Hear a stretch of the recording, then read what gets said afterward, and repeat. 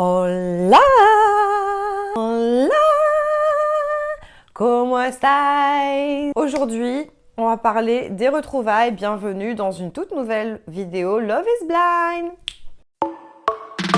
O amor é mesmo cego, pode ele acontecer. Será que bate forte mesmo a gente sem se ver? Pour cette vidéo Love is Blind, Brésil saison 4, au Casamento a Cegas, nous allons parler de la réunion, les retrouvailles qui s'est finalement enfin déroulée le mercredi de la semaine dernière. Ils ont commencé l'émission avec des petites dédicaces avec des anciens couples, notamment Nanda et Mac. Je ne sais pas si vous vous souvenez, mais Nanda, elle était avec Thiago. Finalement, elle ne s'est pas mariée avec Thiago. Et elle avait eu un crush pour Mac dans les capsules qu'elle n'avait pas vues à la base. Et puis finalement, ils se sont vus après l'émission. Et vous savez comment ça se passe. Voilà, ils se sont mariés et ils ont eu un petit garçon qui s'appelle Ben. Donc on nous a fait ce petit récap et aussi deuxième couple qui a été mis en avant au début de cette émission, Menandro et Maria. Menandro, il avait déjà une petite fille et avec Maria, ça a hyper bien matché. Bon, c'était pas forcément, ils font pas partie de mes couples préférés, mais ça fait toujours plaisir de voir qu'ils sont encore ensemble aujourd'hui. Et enfin, et non les moindres, Agatha et Renan. Alors ça a été un coup de cœur, mais de malade, je me rappelle, j'avais vraiment flashé sur eux. Émilie, t'as vu Agatha et Renan? Wow. Les deux là, ils sont trop frais. Ils avaient vraiment une belle alchimie, ils sont très calmes, ils sont très très similaires en fait, aussi bien physiquement que mentalement. En tout cas, on les avait beaucoup appréciés et encore aujourd'hui, donc ils sont encore ensemble. C'est pour ça qu'on a parlé d'eux en début de cette émission. Donc, Olivier, tu as compris? Ok. Alors pour entrer dans le vif du sujet, enfin plutôt pour la première réaction que j'ai eue, c'est la tête d'Ariella. Ariella. Round one, fight! J'ai vu sa tête, je me suis dit, ça risque d'être corsé. Elle est chaude, Ariella. Ça y est, c'est parti. Je sens qu'elle va péter un câble. Cette année, au moment de dévoiler si oui ou non ils sont encore ensemble, ils vont devoir casser un cadre. Vas-y, Bertrand. Kounia, maman, tu dois terminer avec sa maman. Tu dois faire comme dans Love is Blind. Faut casser le carreau. Casse le carreau, Bertrand. C'est fini entre toi et elle. Je te l'ai dit.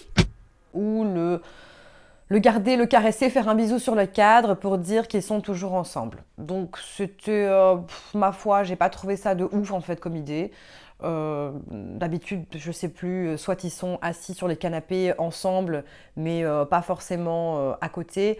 Il y a des petites variantes, mais le fait de mettre la photo du couple dans un cadre et de casser avec un marteau le cadre pour me dire qu'ils sont plus ensemble, ou leur demander de témoigner d'un geste d'affection devant le cadre pour montrer qu'ils sont encore ensemble. Ce qu'elle veut dire par là, c'est que c'est nul. Voilà quoi, ce que j'en pense. Pour rentrer dans le vif du sujet, on va d'abord parler de Marilia et Patricky. Donc il faut quand même se rappeler que ces deux-là, c'est des fêtards, c'est des aventuriers. Hein. Mariela, Patricky, ven danza conmigo.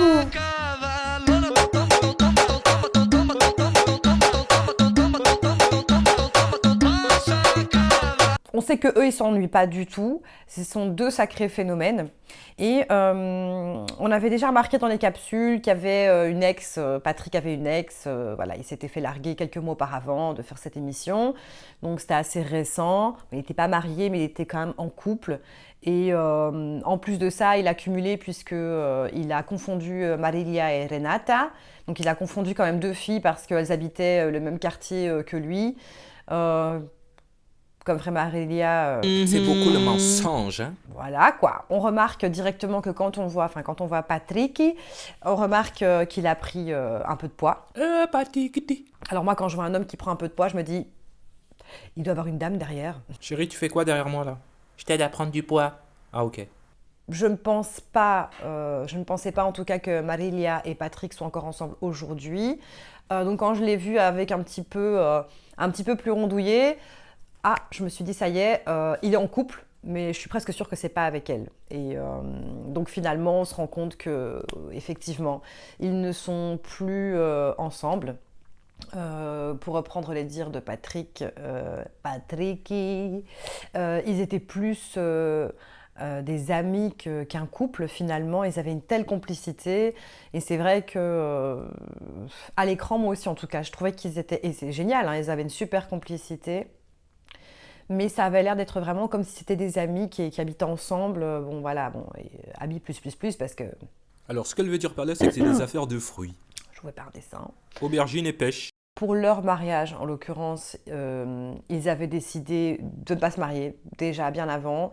Et c'est Patrick le matin qui a eu la petite idée de se dire pourquoi en même temps on ne dirait pas encore au moment où le prêtre va nous demander ce qu'il en est. Donc, si je comprends bien, Mariella oui, et madame. Patrick, vous ne voulez pas Oui. vous marier, vous voulez rester Et quoi, c'est amis, mal de... juste pour faire vos On veut salades juste de rester amis, fruits, en fait. vos affaires, Oui, on oui, veut de juste rester fruits, amis.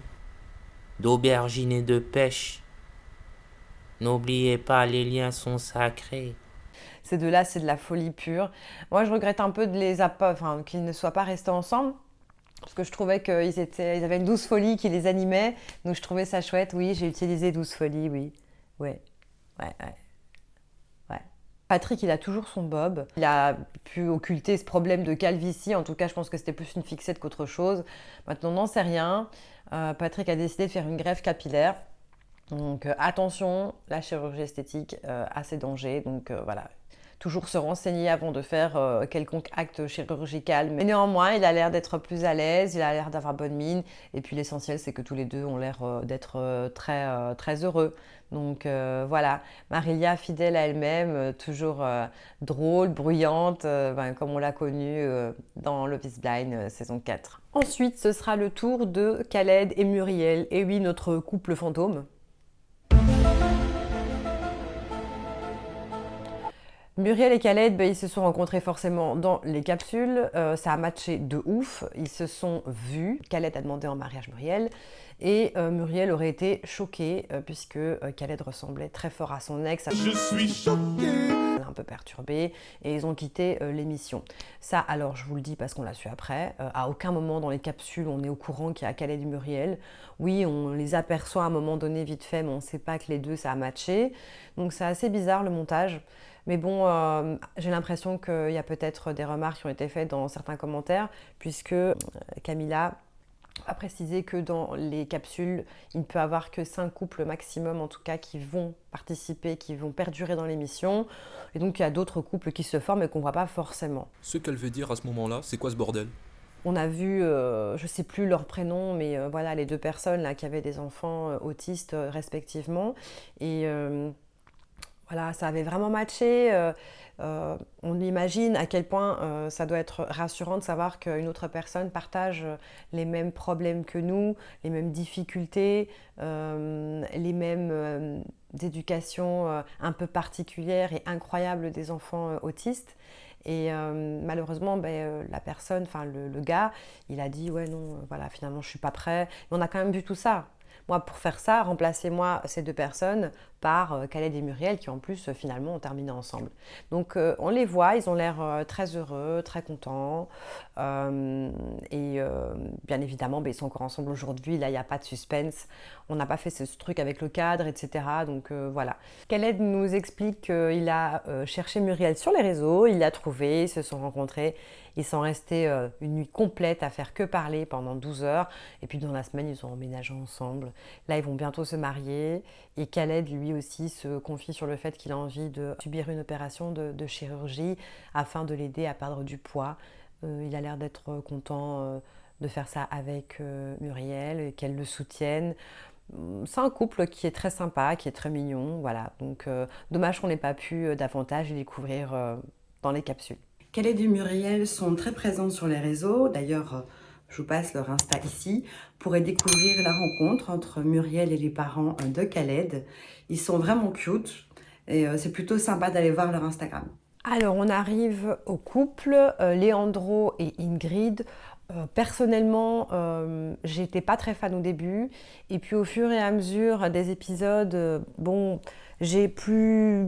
j'ai découvert un autre Leandro, mais j'étais pas fan du personnage, très honnêtement. Par contre, Ingrid, j'aime beaucoup. Et je pensais qu'ils seraient encore ensemble, honnêtement. Ils ont fait partie des couples où je me suis dit, Voilà, il y a toute cette émotion au mariage, ils m'ont vraiment mis les poils, c'était waouh, de fou, c'était trop beau. Oui, bon, j'étais persuadée. Et finalement, on apprend dans cette réunion que Leandro et Ingrid ne sont plus ensemble. Ils ont eu vraiment une relation très compliquée après le mariage. Et on découvre cela, malheureusement, ouais, c'est sous nos yeux, c'est horrible ce qui va se passer sur le plateau. On apprend dans cette émission que Leandro et Ingrid sont allés vivre chez la maman de Ingrid, en attendant que l'appartement d'Ingrid soit rénové. Et donc, ils sont partis vivre là-bas. Leandro, en tout cas, Ingrid dit qu'ils ont été très très bien accueillis.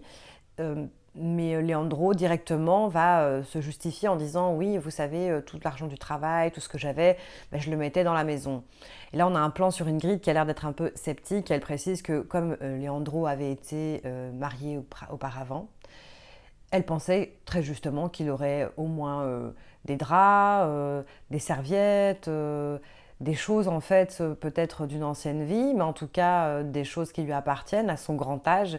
Et il est venu apparemment avec rien en fait, vraiment rien du tout, même pas une cafetière. Voilà, quand on a chacun sa vie, chacun vient avec ses affaires. Enfin, je sais pas ce que vous en pensez, mais à un moment donné où c'est pas genre... on a 18 ans, quoi. On a un certain âge, on a déjà plus de 25, on a 30 ans, on est jeune, mais on a du vécu, on a un parcours. C'est un peu étrange, rien à voir comme mobilier, comme meuble, comme... je sais pas, je trouve ça aussi étrange. Maintenant, de là à en faire un sujet vraiment épineux, non. On apprend également que Leandro aurait manqué de respect à Ingrid plusieurs fois. Elle dit que comme il a 3 sœurs, elle pensait qu'il saurait comment on se comporte avec une femme, mais elle se rend compte que finalement, c'était pas du tout le cas. Là, on se demande what? De quoi il parle? Là, on apprend, mais que les problèmes de Leandro ont persisté. Donc, vous voyez ce que je veux dire? Qu'il avait des petits soucis techniques au lit. Voilà. Donc, elle remet ça sur la table. Elle avait déjà souligné ça pendant la saison, qu'apparemment, ils n'avaient pas forcément de rapport. Mais maintenant, là, on a vraiment... elle dit clairement que c'est parce que lui, techniquement, il avait un petit souci. Et ça a créé une distance entre eux. Elle a demandé pour qu'il aille se faire suivre pour essayer de résoudre ce problème, en fait. Ça peut venir du stress, ça peut venir de plein de choses. Donc voilà, elle a été patiente et malgré qu'elle l'a protégé tout au long de l'émission, elle ne l'a pas affiché, lui, il a fait que lui manquer de respect. C'est ce qu'elle nous explique dans cette émission. Il faut savoir que quand on regarde un peu l'ambiance sur le plateau, on se rend compte qu'il y a quelque chose qui nous échappe un peu. Il y a vraiment une tension au moment où Ingrid parle. Les autres candidats, on a des plans sur les hommes, mais soit ils se posent la question de « Oula, mais qu'est-ce qui se passe ?» ou parce qu'il y a peut-être déjà eu des rumeurs dans les coulisses, ils ont entendu des bruits de couloir, je ne sais pas. Mais il y a un petit malaise, une petite tension au moment où Ingrid continue, vraiment, elle insiste, elle déballe tout son sac. Et là, elle va aller jusqu'à dévoiler l'impensable. L'émission, elle prend une tournure... j'ai vraiment pas les mots. Je sais même pas comment vous parler de ça. C'est tellement touchy comme sujet. Parce que vous savez en plus qu'il y a des mots qui sont interdits. Donc on va me censurer ma vidéo s'il y a des mots qui sortent.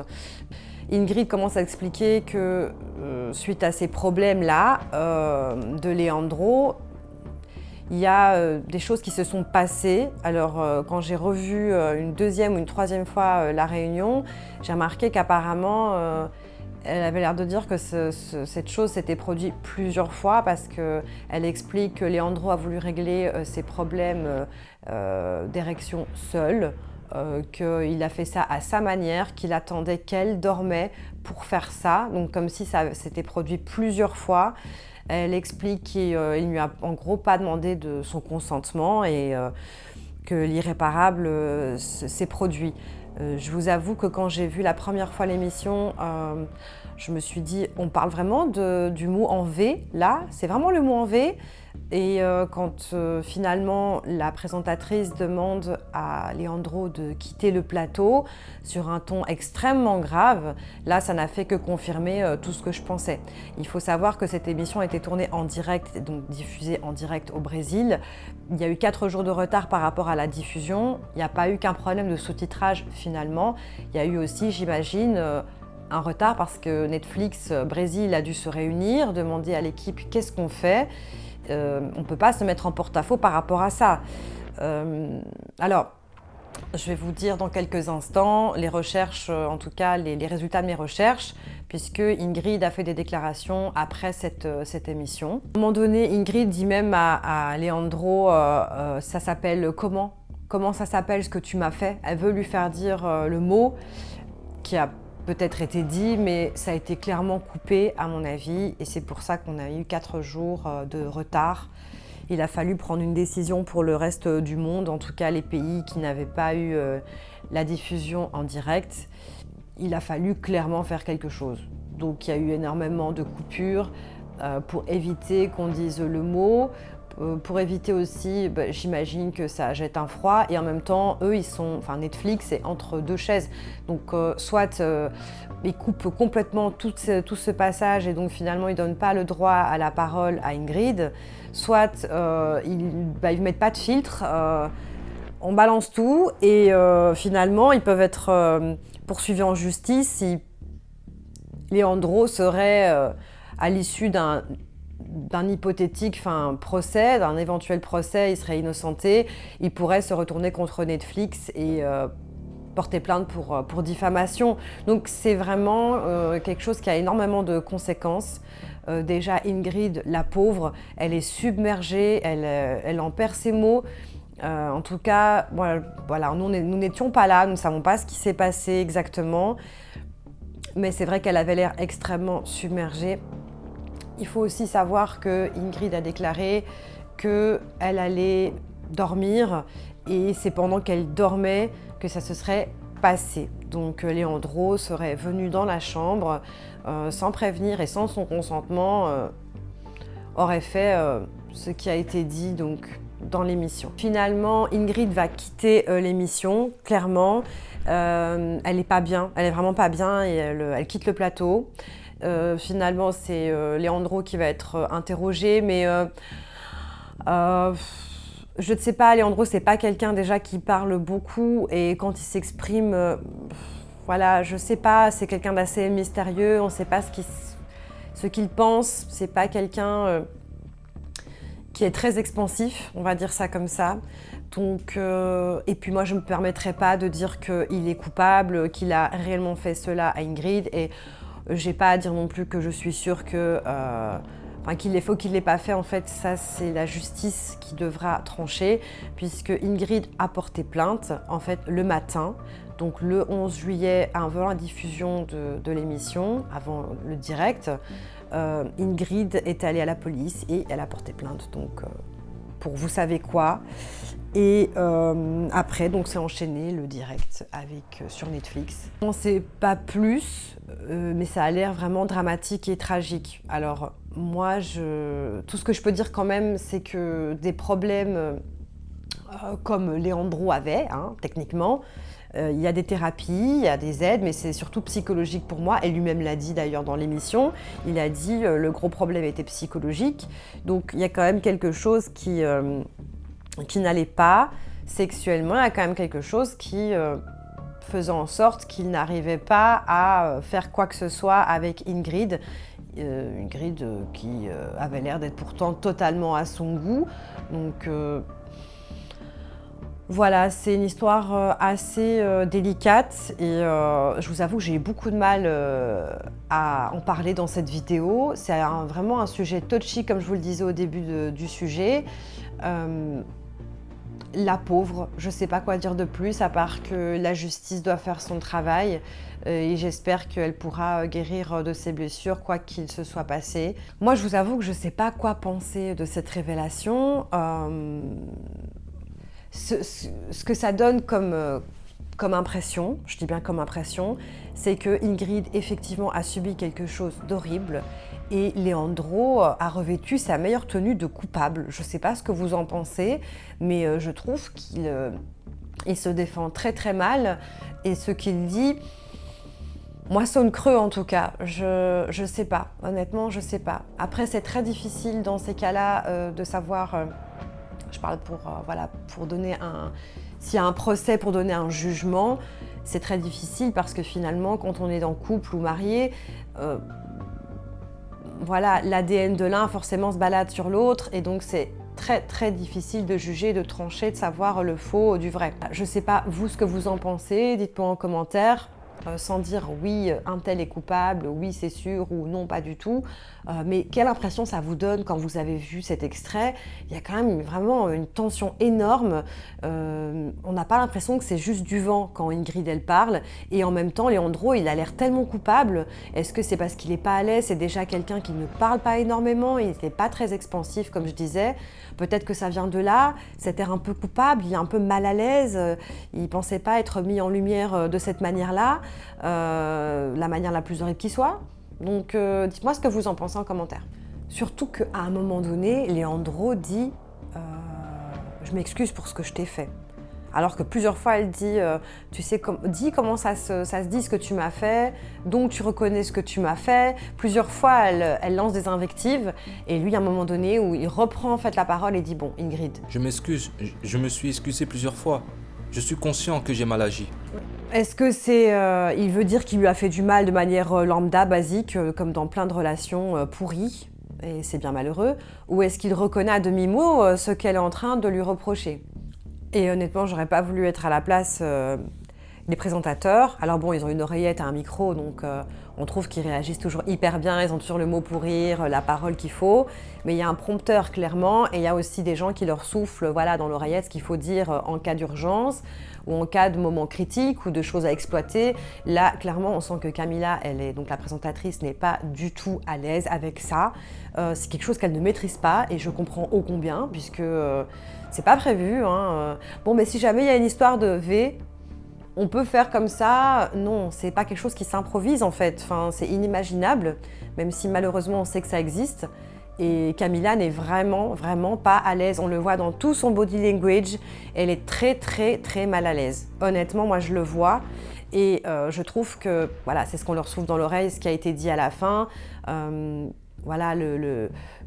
remercie, il remercie les candidats d'avoir confiance en eux, de pouvoir se confier, mais que si maintenant il y a des choses qui se passent après l'émission, il faut en parler de manière plus pudique et aussi... en gros, ce que Netflix veut dire, c'est vous nous avez mis en porte-à-faux. Vos problèmes, là, que vous avez rajoutés là, en plein milieu de notre émission, c'est très délicat. On ne sait pas trop quoi faire avec ça maintenant. Mais Ingrid, on est tout cœur avec toi, force à toi, ma chérie. Mais c'est un peu le message qu'on leur souffle dans l'oreille. Et on sent que Camilla, elle est vraiment... c'est plus que mal à l'aise, c'est... quand je la regarde, il y a tout son corps qui dit au secours. Finalement, je veux rentrer chez moi. Cette émission, là, ça m'éclate pas du tout. Là, c'est pas cool. Pour conclure sur Leandro et Ingrid, il faut pas rester dans le silence. Si quelque chose d'horrible comme ça vous arrive, parlez-en à vos proches, à votre entourage. Faites quelque chose. Ne restez pas dans le silence. Moi, c'est tout ce que je peux dire pour clôturer ce sujet. Et bon courage à eux pour résoudre ce problème. Voilà, c'est tout ce que je peux dire pour l'instant. On passe au couple suivant. Donc, il s'agit de Renata et Alexandre. Alors, je vous avoue qu'au début, j'ai pas vraiment aimé le personnage de Renata. Et Alexandre qui avait fait une remarque grossophobe en fait sur je sais plus quelle participante, j'avais pas non plus aimé. Oh les filles, il paraît qu'Alexandre a cassé du sucre derrière mon dos. Si je l'attrape celui-là, je vous promets, je lui casse la gueule. Je vous le dis les filles, je vais lui casser la gueule à Alexandre. Allez, c'est bon. Et un petit séance de massage. Malgré tout, au fur et à mesure des épisodes, j'ai une petite préférence quand même pour Alex et pas pour Renata. Elle me paraissait hyper imbue de sa personne. Genre, ouais, je suis la plus belle, la plus fucking belle meuf du monde. Et ça me dérangeait énormément. parce que je pensais sincèrement qu'elle était hyper prétentieuse, superficielle et qu'elle avait rien en fait à apporter. Et je misais pas vraiment sur leur couple. Puis plus les épisodes ont avancé, et plus finalement je les ai appréciés. J'ai aimé parce que Renata, elle avait une bonne énergie, elle était hyper souriante. Et Alex, ce que j'ai aimé, c'est que il n'a pas fait semblant, il a son caractère et il l'a affirmé. Et il y a plusieurs fois où il a été vrai. Donc il y a même des fois où honnêtement, je me suis dit, moi si j'étais Alex, elle m'aurait saoulée. Et effectivement, elle le saoulait. Notamment, par exemple, je ne sais pas si vous vous souvenez, juste avant de rencontrer les amis d'Alex, elle s'est permis d'aborder un sujet un peu gnangnan, un peu chiant. Elle aurait pu très bien pu en parler, mais pas à ce moment-là. Et j'ai vu directement que lui, ça allait le saouler. Et comme de fait, ça l'a saoulé. On commence avec la question cruciale. Est-ce que vous êtes encore ensemble? Moi, je me suis dit personnellement, je dirais plus oui que non, mais j'avais une grosse hésitation. Mais honnêtement, il avait tellement l'air ému. Donc c'est fini de regarder des gros boules sur Instagram. Oh merde, elle est là. Je sais pas quoi te dire, chérie. Bordel. Non, il y a trop de love. Il y a trop de love. Ils se sont trouvés, l'air de rien. Ils vont encore être ensemble. Et effectivement, ils sont toujours ensemble. Donc, c'est super chouette. Par contre, c'est un peu particulier. Donc, je vais vraiment essayer d'être claire. Même si c'était pas clair du tout. En fait, ils sont toujours mariés. Mais ils n'habitent pas ensemble. Alors, ils sont surtout des amis. Ils sont hyper complices. Mais ils sont dans une relation non monogame. Alexandre et Renata, est-ce que vous acceptez de vous marier? Oui, pour les affaires de fruits. Alors, chacun fait son lit comme il veut se coucher, comme dirait ma petite maman. Malgré tout, ce qui me dérange un petit peu là-dedans, c'est que ces personnes sont passées devant l'autel. Donc, voilà, ils ont pris l'approbation de Dieu. Alors qu'on est mariés religieusement, il y a un petit truc quand même qui me dérange. Le mariage, c'est sacré. La monogamie s'arrête ici. Alexandre et Renata veulent faire des affaires de fruits. Ils nous croient bêtes ou quoi? Mais vous voulez faire des affaires de fruits? La pêche et l'aubergine est interdite. Voilà, moi je m'identifie pas dans ce genre de relation. Moi donc je peux pas comprendre le délire. Pour moi, je peux pas concevoir qu'on peut aimer quelqu'un et accepter de le partager. Mais la diversité, elle est là, elle existe dans le monde entier et tout le monde fait pas la même chose en fait. Voilà, moi c'est juste ça. Sinon franchement, monogame, pas monogame, ce que vous voulez, honnêtement, je m'en fiche. Le plus important, c'est d'être heureux. Je préfère deux personnes qui ont l'air de bien s'entendre. Quand on voit la réunion, on voit Alex, il a vraiment un regard très attendrissant sur Renata. On sent l'amour, l'affection. Il y a clairement quelque chose, on voit qu'il est très sincère dans ses sentiments. Comme dit Renata, il y a énormément de respect mutuel dans leur relation. Ils se parlent tous les jours, ils se voient tous les jours. Alex adore se confier à Renata, c'est vraiment son ami, sa moitié, donc peut-être qu'ils ont simplement peur de s'avouer cette évidence. Voilà, je sais pas comment va évoluer leur relation, mais ce qui est sûr, c'est qu'il y a beaucoup d'amour et de respect mutuel. Après, je sais qu'il y a eu beaucoup de critiques par rapport à leur relation, mais moi, ce que j'estime, c'est que la clé de toute relation saine, quelle que soit sa structure, elle réside dans le respect, dans la communication, une communication ouverte et aussi dans la confiance. Et ça, quoi qu'il arrive. Par contre, mes amigos, n'avez-vous pas remarqué la tête d'Alex? Effectivement, oui. Oui, moi, perso, quand j'ai vu Alex, je me suis dit, moi, faut pas me la faire, hein. Il y a un truc, il y a un truc. Et effectivement, Alex a fait retoucher son visage et lui-même l'affiche totalement. Donc, il a fait apparemment une petite lipo au niveau du visage. Il a retouché certaines choses ici, là. Peut-être même qu'il a retiré les boules de Bichat. Mais ça, j'ai un doute. Par contre, ce qui est sûr, c'est qu'il y a une espèce de liposuction de visage qui s'est fait. Son visage est beaucoup plus dessiné qu'auparavant. Et également aussi, il a l'air d'être beaucoup moins fatigué. Donc, il a retouché aussi son visage. Bon, on sait que le Brésil, de réputation, il retouche pas mal. Il y a beaucoup de chirurgie esthétique qui se fait là-bas. Mais je l'ai déjà dit, je le répète. Chaque chirurgie doit être mûrement réfléchie. Pour terminer le sujet Renata et Alexandre, il faut dire que Renata a souligné le fait que les gens avaient de la peine pour Alex pendant la diffusion des premiers épisodes parce qu'ils ont trouvé Renata hyper prétentieuse, imbue de sa personne, arrogante, plus. Et parce qu'elle avait montré, oui, cette haute estime d'elle-même. C'est ce qu'elle explique dans cette réunion. Donc on passe à la suite. Il faudrait que tu les expliques qui je suis. Moi, j'ai un chat? Bah, pas du tout. Elle veut faire genre pour me cacher. Genre. Et moi, je suis là bien présent. Mais je sais pas pourquoi vous dites ça. Non. Evandro et Ariela, voilà. Donc on va refaire un petit récap, rapido. Donc en fait, il y a une connexion instantanée entre les deux dans les capsules. Mais moi, je vous avoue, c'était mon premier couple phare. Je me disais, oh, ils sont trop cute. Bref. Et donc, il y a des doutes qui ont surgi quand Ariela et Evandro ont récupéré leur portable et que Ariela a vu des messages qui avaient été envoyés par Evandro à son plan régulier. Oh là là, je suis dans la merde. Merde, elle m'a cramé. Alors qu'il avait dit que c'était... Ouais, chérie, c'est juste une amie. Voilà. On connaît ce genre d'explication. Et donc finalement, elle découvre le poteau rose, c'est que le matin même, il envoie des messages à son plan régulier en disant ouais, ma chérie, amour. Sachez que depuis que je regarde Love is Blind Brésil, depuis 4 saisons, à la maison, je parle grave portugais. Bon, mon mari, il est brésilien, d'accord, ok. Mais de là, quand même, à me sortir des pra você, então, j'adore. C'est incroyable, le portugais brésilien. Donc, elle se rend compte que, en fait, lui, il a déjà envoyé des messages un peu olé dès le matin du tournage de Love is Blind, du premier jour. Moi, perso, je m'en ficherais, puisque, de toute façon, voilà. C'est fait, c'était le matin. Est-ce qu'il a continué à envoyer des messages à cette personne? Visiblement, non.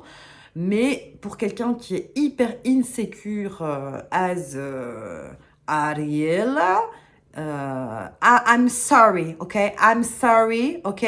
Moi, j'aime beaucoup Ariela. Ça se voit qu'elle a un très bon fond, mais elle est vraiment pleine d'insécurité. C'est un peu compliqué. Donc, il faut savoir que le comportement d'Ariela a été également critiqué par les téléspectateurs qui l'ont pris pour une folle et qui avaient tous envie de faire une cagnotte pour qu'elle puisse payer un psy de malade pour pouvoir justement mettre un peu d'ordre dans ses idées, en tout cas lui donner une plus grande confiance en elle, puisque déjà la base de soi, c'est exactement ça. Et c'est pour ça qu'avec Renata, moi j'ai vraiment aimé, c'est que Renata, c'est pas une bombe, elle est pas moche non plus, c'est juste que moi ce que j'aime, c'est qu'elle rayonne, elle est solaire parce qu'elle est bien dans sa peau, elle s'aime. Et finalement, est-ce que c'est pas bien de s'aimer? Ben si, c'est mieux de s'aimer que de ne pas s'aimer, parce que le résultat, c'est qu'avec Ariela, quand elle a vu ce message avec Evandro, ça l'a fait carrément péter un câble. Et alors en plus, là où moi par contre Evandro, je peux absolument pas prendre sa défense, c'est que c'est sa mère qui lui dit « Tiens, tu vas nous présenter ta future femme, tu lui as dit que tu avais un fils ?» Donc sous-entendu, tu lui as dit que tu avais 3 gosses. Parce qu'apparemment, elle se doute que Evandro, il dit jamais qu'il a un 3e enfant. La mère, elle a l'habitude, elle savait. Donc si elle n'avait pas pointé du doigt, je pense que lui, en fait, il l'aurait pas dit. Elle a dit devant les caméras. Lui, Evandro, il a dû se dire « Oh !» Damn! Maman! Qu'est-ce que t'as dit? Il savait très bien que comme sa mère, elle avait balancé le morceau devant les caméras, c'était dans la boîte et qu'ils n'allaient pas gêner pour le diffuser. Et donc là, en gros, il avait une épée de Damoclès au-dessus de la tête, mais puissance 1000. Quand il l'a dit à Ariela au petit déjeuner, j'ai trouvé qu'elle était hyper calme et ça m'a vachement inquiétée. Honnêtement, je pensais qu'elle allait lui envoyer l'assiette à la figure.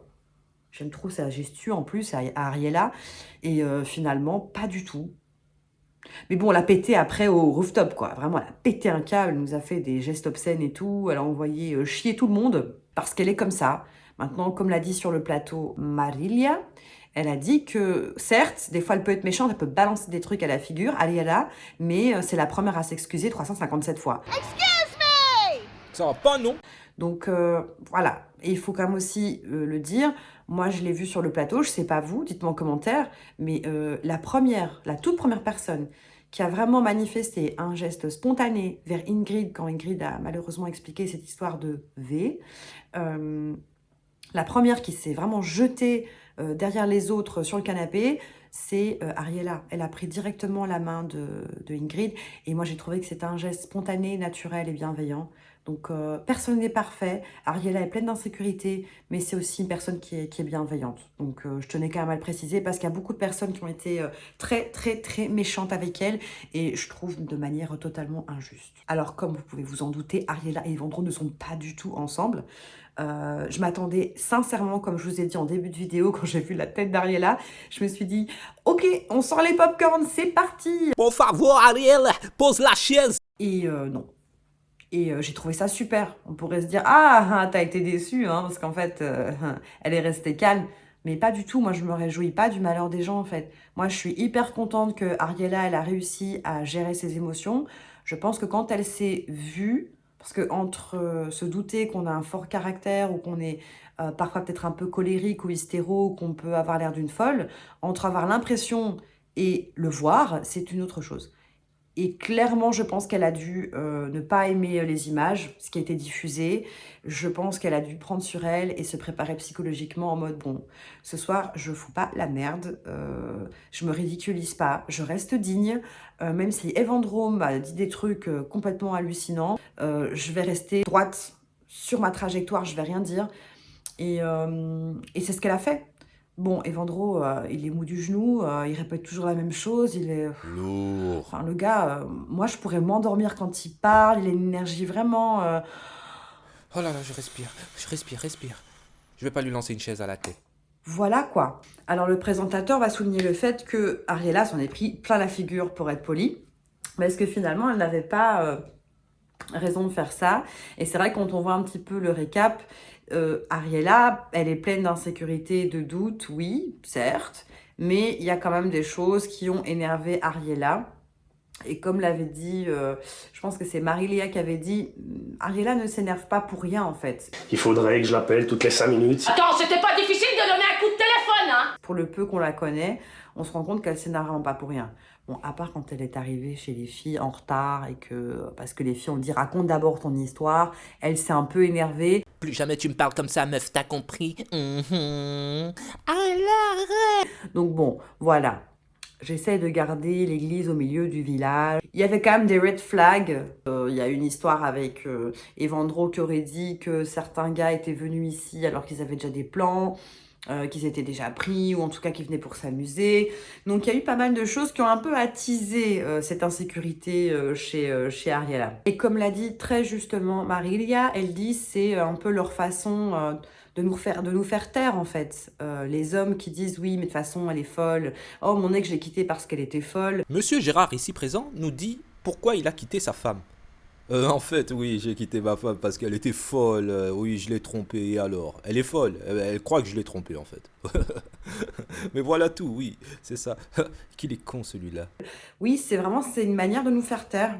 Parce qu'en fait, il y a des femmes qui réagissent pas forcément toutes de la même manière, mais parce que la femme trouve un truc qui se fait pas, qui est irrespectueux, et finalement, elle pète un câble, elle réagit à sa manière, en fait, personne n'est parfait, et bien, donc c'est une folle, donc ouais, c'est de sa faute. Non, je l'ai quittée parce qu'elle était folle. Oui, mais tu dis pas, en fait, que dans ton portable, elle a trouvé deuxième, troisième, quatrième bureau, donc c'est une folle. Mais toi, au calme, tu fais tout ce que tu veux, quoi. Les hommes là, la youtubeuse a raison. Combien d'hommes infidèles là ont voulu faire rentrer leur aubergine dans la pêche? Faut laisser le fruit défendu. Faut le laisser. Et alors là, on va passer à mon couple préféré. Évidemment, je parle de Leonardo et Vanessa. Non, moi, j'ai vraiment aimé ce couple.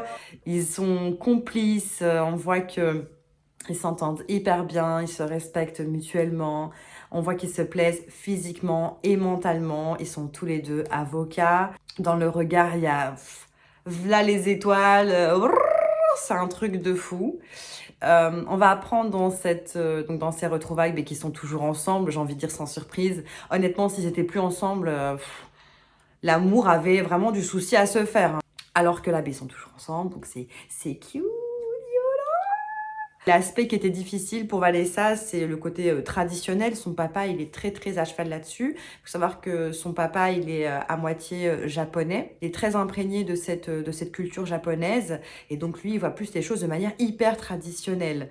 C'était un peu inquiétant pour Vanessa. Elle ne savait pas comment son papa allait finalement gérer cette nouvelle, ce mariage en mode Fast and Furious, quoi. Et finalement, ils se sont apprivoisés l'un l'autre et aujourd'hui, le papa de Vanessa est hyper content, soulagé. Ils s'entendent tous très, très, très bien. Tous les deux, hein, ils ont une très bonne énergie et ça se reflète au niveau de leur famille respective. C'est un pur bonheur de les regarder évoluer, Leonardo et Vanessa. Quand on regarde leur Instagram, ils sont vraiment cute.